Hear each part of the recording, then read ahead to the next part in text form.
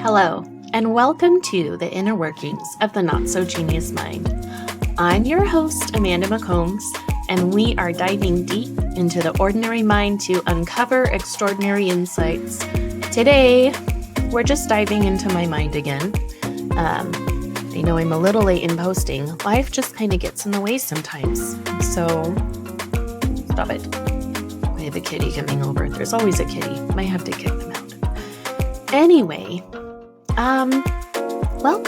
welcome to the podcast, friends. Last time, if you were here, I kind of left the end of it, the tail end of it, saying that I was going to talk about part of why I left the church, which is a really sensitive topic. And yes, I am going to talk about it today. But when I talk about the church, I talk about the LDS church, the Latter-day Saint church with the Mormons and all that. But it's very sensitive. And a lot of what I'm saying in this podcast is stuff that I haven't really talked to a lot of people about, like maybe my therapist and a couple members of my family.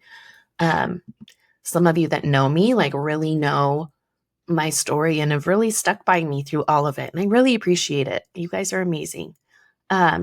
So just know for today and for my whole life, really, because my friends that are practicing Mormon or practicing LDS, they know I mean no harm by what I say. And really, for everyone, this is just me sharing my experience. And not everyone had the same experience I did. In fact, going to church brings them a lot of comfort. And I'm so glad that is a thing that they have. But that is just something that is definitely not going to work. Religious abuse is real. And there's a lot of sensitive things being talked about today. So when you're listening, please just keep that in mind. Some of it may be hard to hear. Some of it you might not agree with. But I really feel like it just needs to be talked about. So I was raised LDS my whole life. Like my grandparents were LDS, Latter-day Saint. And my whole family is. I'm the youngest of 7 kids. And I think it gave me a lot of really good core values. Helped me, helped me learn a lot of really good skills and kind of some things that are really important. But at the same time, it really hit the mark. Like I didn't realize that I had faced religious abuse until very recently, like within the last couple of years. Guys, hold on. If you're in video, this is David. David's one of my foster kitties. Ooh. She's actually a girl, but she's black and white, so I call her David. I'm sorry, I do not like the attention. I'm going to put you down. Oh. What is this face? Go. Okay. I loved the way that I grew up. I spent a lot of time outside and really connecting with nature. But then like when it came to going to church, it was kind of hard. And I tried to put all of my faith into it. And like, there were just things about it that didn't really rub me the right way. I don't know if that's the right phrase. I just always had a lot of questions. And like the stories in the Bible and the Book of Mormon didn't really make sense to me. And, why can we drink Coke, but we can't drink coffee? Things with the word of wisdom. One thing after another, I had all these questions. And I was pretty much told to just not have the questions and have blind faith and to trust in the Lord and everything was going to be okay. But I couldn't just blindly trust because my trust had been violated so much. So of course I'm going to ask questions. Of course I'm going to, if I don't understand, I want to know why. Maybe this is why I became a teacher. But, when I was a kid, I also grew up in Oregon up until I was like 11, almost 12. So moving to Utah was a totally different experience. It was a huge culture shock because I went from being the only Mormon kid in my school to being like one of 25 my age just in my ward, which is like my people that I go to church with, if you're not familiar. But yeah, I wasn't the weird, I'm redhead. I wasn't the weird redheaded Mormon girl anymore. I was like, just like everybody else. But this is where we start to like understand where things kind of fall apart, right? I started to not really go to church when I was a teenager. I was like 15, and my mom kept saying I was never going to find happiness outside of the church, and I needed to come back to the straight and narrow, and I wasn't going to be able to be in heaven with her, and I wasn't going to be able to live this full, enriching life. Like, I'm never going to know what happiness is if I'm not going to church and if I'm not following the teachings and things like that. And it was like a constant fight, like even into my adulthood. I'm very thankful that towards the end of her life that she was able to accept me for who I am and understand why it's okay for me to not go to church, and it's not going to be the end of the world, right? Anyway, my mom would say a lot of stuff like that, and just like, I'm never going to be happy. What am I doing? What about the plan of salvation? What about going to heaven? But like, what about my life now, right? What about the lives that I'm already living? Why am I getting ready for some magical life up in the clouds where I get to have my own planet? I don't want one. Anyway, so eventually I started dating, and my mom thought this was why I stopped going to church, but really it was because like, it doesn't make sense to me, and I have to find my own way, and you have to let me find my own way. She would say things like, I'm condemning her to hell with my actions and things like that. Eventually, I'm in high school, right? And my friend and I liked the same guy. And I like had a private moment with him, and I wanted to tell him to date my friend because I had another guy that I was interested in. So this is where we start getting to the story. I'm a virgin at this point, right? Never had sex before. I tell this guy that I really think he should give my friend a shot because she really likes him a lot, and there's somebody else that likes me, and maybe I'll date them, and if things don't work out, we can come back around and try, but like, my friend really likes you, and I think you should try to date her. Well, the whole thing was Black Kitty. Johnny, stop it. The whole thing was blown out of proportion. Text messages were sent, and my friend came to the house screaming and yelling at me that I betrayed her because she thought I was in there doing stuff with this guy. And then rumors spread. And next thing I knew, like, I was some big, huge slut, and I had done all these things that I had never done before. So then I'm dating this new guy who was in my ward. We had the same bishop and everything. He just lived right down my street. Eventually, he cheated on me a lot. And he was making this big deal about Valentine's Day. He actually broke up with me the day before Valentine's Day. And that's when he told me that he was cheating on me because he had been telling me all about this wonderful date he was planning. And then he told me that the date was with someone else, and it wasn't with me. And I'm gross. And I should take a look at myself in the mirror because I'm not leading a virtuous life and all this stuff. This is the first guy that I had ever slept with. I gave him like my everything, and I cared about him a lot.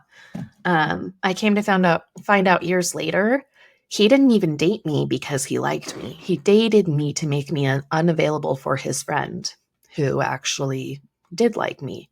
So like, the whole relationship was fake, and there was a lot of pressure to have There was a lot of pressure to have sex. We were sexually active. There was actually one day when our moms, this was actually mortifying. Our moms pulled us both out of school and took us to go eat. And his mom threw a box of condoms on the table and was like, "What's this?" So we had to have this talk about us being sexually active with our moms in a restaurant. We got pulled out of school for it. And there was a lot of, why are you doing this? You shouldn't be doing this. You should save that for marriage, all the other normal things that people will say. And I get it. Like, I can understand that part. So if that's something that you do, go ahead, you do you. Okay. But eventually, it came down to the time where he was going to put his papers in for an LDS mission. And to do that, you have to be temple worthy. And that means you're not having sex outside of marriage, and you're not drinking, and you're not smoking, and you're not doing drugs, and you're not doing all this other stuff. Like, you're worthy to go be in the house of the Lord. And he would still kind of pressure me to have sex. And I kept saying, if you're wanting to go on your mission, then you probably shouldn't be wanting to do this with me, right? Eventually, we broke up, obviously. Valentine's Day. What a nice Valentine's Day that was. I actually haven't had very many good ones. That's for another day. That's for another episode. When I went to my bishop after how old was I? 17? 16, 17. I went to my bishop to talk to him about everything that had happened. Like, one time I had refused sex and this guy threw me down the stairs. And I was just supposed to be okay with that. I wasn't.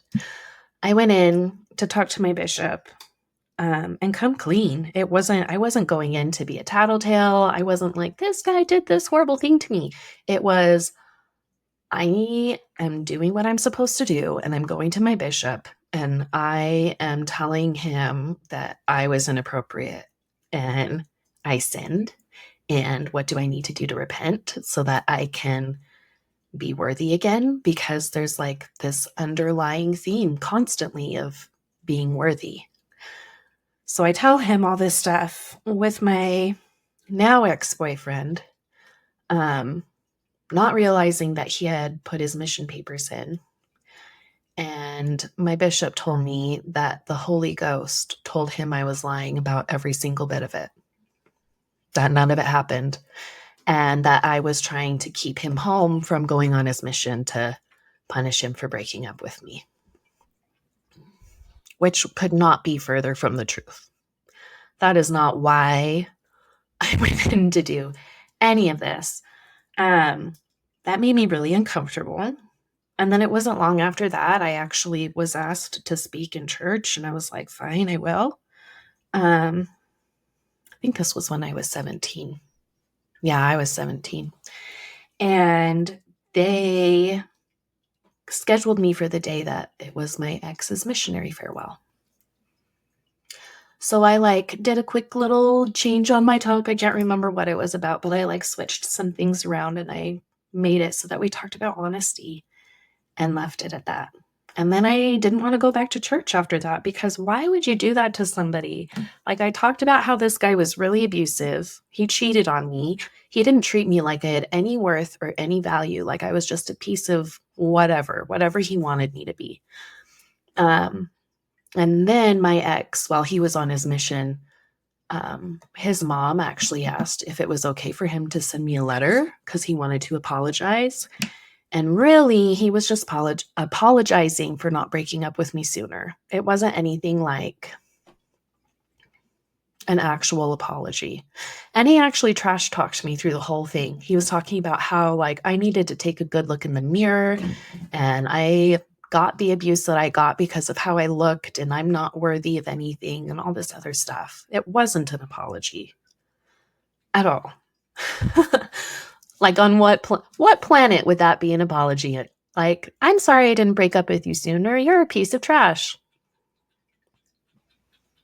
Thanks. Thanks. It was really disappointing. So, soon, I'm dating another guy, and I am done going to church, because if some guy thinks that the Holy Ghost is being truthful when I'm and saying that I'm lying about my abuse, and like, how does that even work? It doesn't even make any sense to me. Like, I don't know. Anyway, later in my life, I am not life. And it wasn't my life. It wasn't that later. Never mind. What am I saying? See, I'm lost. I was dating a new guy, and it was the Sundance Film Festival. I love going to that. It's up in Park City. And he had some family members that were in from out of town to go see, because his dad's girlfriend had some stuff up there. Like, she was a model and she did a bunch of other stuff. So we went up to go see her things, her new banners and advertisements and stuff. And we went to go have Sundance with his family, right? With his grandma and grandpa that were there from out of town. It just also happened to be a Sunday. Still 17. This is after I was forced to give a talk at sacrament meeting at my ex's farewell. And I'm getting something out of my car. My car was very recognizable at the time. This is another reason why I didn't want any identifying anything on my car for like years and years and years, is because I didn't want to be found. And the Relief Society president, mind you, you don't start Relief Society until you turn 18. I was not 18. The Relief Society president drove around the city looking for me. My boyfriend's house was not close to my house. It was still in the same city, but it was not close to my house. So she literally drove around looking for me. I was out at my car getting something, and she grabbed me and dragged me by the arm to pull me into her car to take me to church, because I had to go. This random lady who's pulling me away from doing a family activity to go to church. And I did not want to go. I actually had bruises on my arm. She came over to our house later to apologize, and she said that she had embarrassed me. And I was like, honey, you embarrassed the whole church. Because my boyfriend at the time, his family was Catholic, and they saw the whole thing and they were like, what the heck was that? Like, that is not how you get somebody to go to church. Like, I was literally being pushed out. When all those rumors were spread around about me, I had like no friends. I didn't have any. And in between the time that this one guy broke up with me and I'm dating the other guy, I actually was drugged and raped in the back of a car. And something that they talk about a lot in the church when it comes to like morality and things, I don't know if they still do this. It really hurt a lot. But they talked about how if you give yourself to a man before marriage, that you're like chewed gum. You're used up and nobody wants that. So I went around believing that I was chewed gum, especially after that guy raped me. And especially after the letter I got from my missionary ex-boyfriend. Like, nobody deserves any of that. And I know, like, a lot of people that are hearing this, if they know me, you might be looking at me a little bit differently now. But, like, I'm not going to be able to go back to a place where I had faced so much abuse and I wasn't allowed to be my own person. And now here I am, like years and years later. I stopped going to church officially when I was 17, but now I'm in my 30s. And it wasn't until like the last few years that I really realized that women are kind of treated like a minority, right? Like we get paid less, but I just thought it was because of the jobs. And then you think about it more and that's not really what it is. But especially in the church, like I really felt pushed down and like I was supposed to be small and that I didn't have a say in what my life was going to be like. So I'm very thankful for all of it now. Like, I obviously can't go back in time and change what happened, right? Um, I am where I am, and that place is here. And I'm thankful. And other things, other random thoughts. Here we go. I Nope, they're gone. See, that's the inner workings of the not so genius mind part. They just kind of like disappear. I just think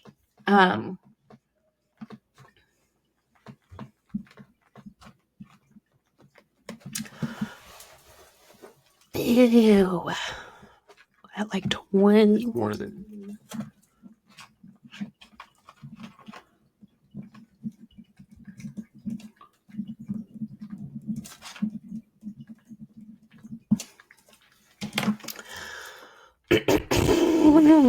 sorry. So women in the church and just kind of in general throughout all of history have kind of been treated like a minority, or something that should be controlled, or like we were property, right? Like I was talking in my podcast interview with Benjamin Brown. He Vibing Through the Apocalypse. That's his podcast. You should go listen to it if you haven't listened to it yet. But he really talked about how women were just kind of property. They were just something to like use and do whatever with, right? They weren't, we talked about how in the past women weren't even able to read or go to school. And if you think about that, like, why? Why can't we learn to read and why can't we do all the things? My other thought is I had no idea. Like, I used to joke all the time with my friends about having relationship PTSD, but I actually 100% believe that it's a real thing because I have it. After talking to my therapist, and like that was who had to kind of drill it into my head that I have PTSD, and you can have all kinds of things and traumatic events that can cause that. It doesn't have to be going to war. It doesn't have to be a health crisis, which I've had. It doesn't have to be a religious crisis. It can be all of those things. And for a lot of us, we have them all, right? And I think we need to acknowledge that because that's when the healing begins. I am thankful for all the experiences I've had in my life. If you have listened this far, I appreciate you. Thank you. Like and subscribe. Leave me a review if you can. I'm trying to get out there a little bit more. And remember to take care of yourself. I'm Not So Genius on Instagram. You can send me a message, ask me any questions, say hi, let me know you're listening. Oh, one more thing. There is a Dragon Boat Festival in Daybreak on August 24th. It's a Saturday, and I'm going to be rowing my boat to do this. And I've never done one of those before. I'm having all kinds of cool experiences. So come on by and see me, Daybreak Lake, August 24th. Take care of yourself. It's a crazy world out there.